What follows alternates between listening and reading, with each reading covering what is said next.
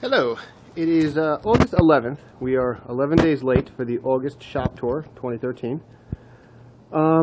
Has to do with mad rush before vacation, followed up immediately by Fine Woodworking Live. So just got home today from Fine Woodworking Live and wanted to show where the shop stands. Though I haven't done much to the shop in August, I have gotten quite a bit done in the shop since the last video in July. So let's just take a quick tour through. Here you can see my racks that are traditionally in this back corner. You see in the back right there, there's this concrete step. These cabinets used to be in a rack on top of that step and those next to it. I took all that apart when I put the floor in, and they've not been properly put back together. I'm not going to put them in the racks they were in. I'm not exactly sure how they're going to go back, but they haven't gone back yet. In front of them, as always, is the pile of stuff that I'm in the middle of using for the treehouse. My Festool stuff, my table saw, crap on the table saw. Nothing too exciting there. Though what you see here, this is going to be my clamp rack. I need to make a couple of clamp racks. This plywood piece is going to go on the wall. These pieces of 5/4 will go like that. And then in this gap here, I can slide a bunch of clamps in. I think it holds 6 clamps deep. I was working on it very briefly before vacation. It's been a little over a week since I touched it. I think it's 6 clamps deep. But that's going to go back there above the window. That's where that'll fit. As we come back here, not much has changed yet. There's my lumber rack, and there's my sliding tool cabinet and the bastard tool cabinet right where they are. Hopefully by the next video, the lumber will be moved to the opposite side, and these cabinets will at least be moved up the wall and maybe in a new spot, but I haven't quite figured that out yet. Back here, we want a little bit of space because I have given away my old Jet 6-inch joiner, which used to tuck in here, at least during all the shop construction. It didn't have a real home, so it slid in behind the table saw. That bucket there is all my table saw accessories, which are spilled out onto the floor, because I also had my joiner accessories in there, and when I was giving the joiner away, I dug through it and had to pull out my joiner accessories, so I haven't put that mess back yet. Here's my bucket full of clamps, like I usually have, and the planer on its stand. Come back here, the drill press and the miter saw, nothing really has changed there. And there's my Festool stuff, but as we come through here, you may notice that the one remaining metal cabinet that I had here, metal shelf unit, rather, it wasn't a cabinet, it was just shelves, is gone. When I first moved in, I had 6 of them, and it was my goal to get all of them out and everything off the floor onto wall-mounted cabinets instead of floor-standing shelves. So you see these new shelves I put along the back wall. They help in that goal, but if I come around behind the bench, there's still, my clamps are there, and there's still a bunch of stuff on the bench itself. So I'm not quite at the point where everything is off the floor, but I don't have the shelves anymore, so that's kind of motivating me to get stuff off the floor. Here you see 2 pieces of Kindorf or Unistrut. It's a U-shaped metal bracket with perforations, and these just curl back into each other. Mechanical guys use it. You can hook things into it and mount conduits and things to it, but these are thin ones. They're 7/8 of an inch thick, I think, and because it's fairly heavy gauge steel and it comes in and it curls again, they're pretty stiff. So what I'm thinking of doing is putting them underneath these shelves and possibly eliminating this 3rd bracket, or maybe just in conjunction with the brackets, because right now this is just 3/4 inch OSB. It's scrap I had left over. It's not the strongest thing in the world, so I need to cut those to length and run one under the front and one under the back for these shelves. Let's see, we'll turn around this way. As we come around, you can see in this wall is done. So it has been painted white. The electrical circuits have been finished. At least the 110 electrical circuits have been finished. And you can see I have color-coded the outlet plate covers because I want to be able to visually tell which ones belong to which circuit. So I have 3 circuits along the wall, which is why you see blue outlet covers, white outlet covers, and green outlet covers. They're not quite perfectly distributed symmetrically in terms of one color, the next color, next color. There's a couple spots where the same colors against each other, but without too much work, no matter where I am, either one of these mid-level ones or one of those lower ones, I can reach an outlet. And it is such a joy to be able to plug in multiple tools, run multiple tools at once. I can run my table saw and my dust collector right now. It's a revelation. It's fantastic.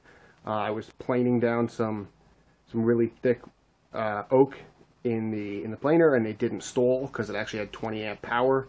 It's very nice. What we're looking at now, though, is my new joiner. I had a Jet 6-inch, their deluxe model that everyone seems to have. It has the wheels on the side. Very nice unit.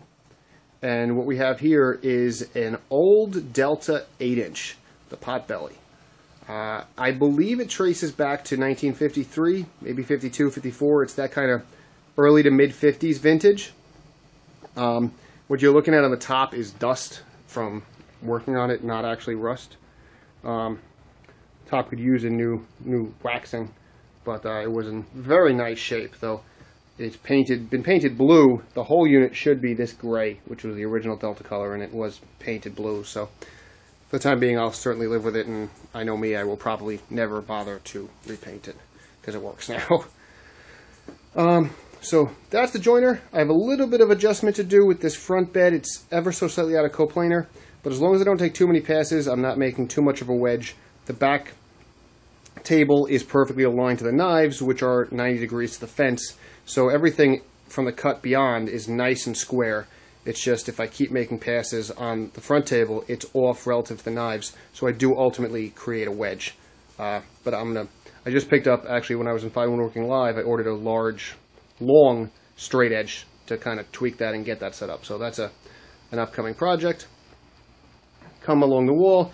Here's the benchmark table, vacuum, bandsaw.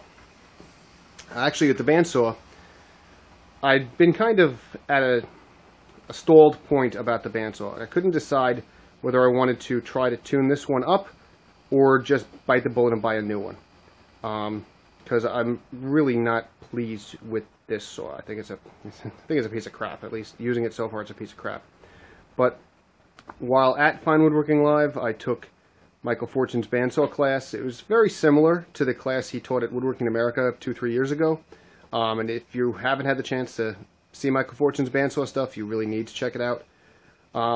So after watching his class, I figured I'm going to roll the dice and invest a little bit of money into this one and see if I can get it working. So while I was there, I ordered the Craig fence because the original rigid fence is just, I can't stand it. And then I'm going to work on tuning it up, and I got to buy a new blade for it and probably new tires. And then I'll see if I can get this thing working. And all said and done, I don't know, probably I'll have invested about $200 in it. Which if it fails is $200 I wish I hadn't, but still it's a lot cheaper than a new saw. So hopefully I can get this thing up and running. What you're looking at there, that beautiful piece of professional grade furniture, is one of the 2 Modern Woodworkers Association Fine Woodworking Live Build-Off 2013 entries. I wasn't there on Friday night for the build-off, but the guys were able to assemble 2 4-man teams to compete in the build-off. So the MWA had 8 guys in the competition, 2 full teams out of a total of 8 teams. So we dominated with the most guys on the floor, though neither one of our chairs placed. But this chair was a little bit smaller than the other chair. The other guys made an Adirondack chair, and it fit in my truck, so I took it home. It's a little wobbly, but for building it with nothing but a jigsaw and a screw gun and an hour and a half from being told build something to sit on and having to be finished, I think it came out really nice, and the guys should be proud of themselves. So I'm going to just throw a couple more screws into it so it doesn't wobble so much, and it's going to go up in the treehouse. I figured we'll put it to some use, so well done, guys. And here, the last thing you can see, since the last time I did a shop video, is here you can see my flooring. I emptied the whole shop a couple weeks ago, and I put in a new floor, and I've put everything back, which is why it's still not 100% put back together. So you've got the original concrete floor. Here you've got 2-inch, 60 PSI extruded polystyrene installation. Typically the extruded polystyrene, the blue or pink board, Dow board is sometimes called. Dow's a brand that makes it. typically you'll see it has wooden sleepers running 16 to 24 inches on center. I did not go with sleepers because the normal extruded polystyrene that you can get at a big box store is only 20 psi. Commercially in roofing, we often use higher psi's to handle the compressive strength of what's going to go on top of it. So this is 60 psi insulation, and between it and the 3/4 OSB that is installed directly on top of it, I figured that was capable of handling the point loads. It's only a couple weeks old, but so far it seems to be working fine. And just walking on it, it's a much nicer surface to work on. It feels warmer. It's a bit softer than the concrete. So far, I'm loving it. It's only a couple weeks old. Haven't done any real projects working on it yet, but I think it's going to be very nice. And I've been in the shop for almost 5 years. I've never noticed the slightest issues with moisture, so I didn't bother with a vapor barrier. But you'll see I did air seal the extruded polystyrene. So there's great stuff expanding foam along the wall, and every joint has an application of caulking to air seal the whole thing. This section in the front, I still have to make a threshold. And actually, if you look up there in the lumber rack, those two 2x10s, those are for the threshold. So that's something I have yet to do. And once I put the threshold, I'm going to put a rabbet in the back of the threshold and drop the last piece of OSB, and it'll rest in the rabbet and connect it here. And then all of this OSB is just fastened right through the XPS into the concrete with Tapcons. I didn't do anything to level the floor. It's a garage floor. It's mostly level, but this new floor does mirror any inconsistencies with the old floor. I had a day and a half to do it by myself, and since I wasn't doing sleepers, I didn't go crazy making it a perfect finished floor. But I never had any real issues with the unevenness of the floor before, and I don't perceive I will have any now. It's going to be about the same. So that is the shop tour for August of 2011. Quite a bit done since the last one. Mostly the completion of this wall, the painting of the wall, which I didn't even mention before, and the installation of the floor. Hopefully when we do the September shop tour, I don't think you'll see any huge projects done, but hopefully you'll see the lumber moved over there, these racks moved up, and the general space back here cleaned up and organized a little bit more. For years now, I've been working with all my tools shoved against this side to allow the wall to be worked on, and pulled tools out for a project, put them back when I was done. Now I'm finally going to start setting up tools. Another thing I'm going to do is mount the miter saw, and I think I'm just going to temporarily mount it, live with it for a bit, and then design the finished table. But the miter saw will go right there where my fingers are, and this faux window, essentially, there's a header up there to recess the wall. That's clearance space for the miter saw, so I can mount it that much closer to the wall and win those extra couple of inches of space. But anyway, that'll be in the next tour. So for now, hope your shop is looking good too, and we'll talk to you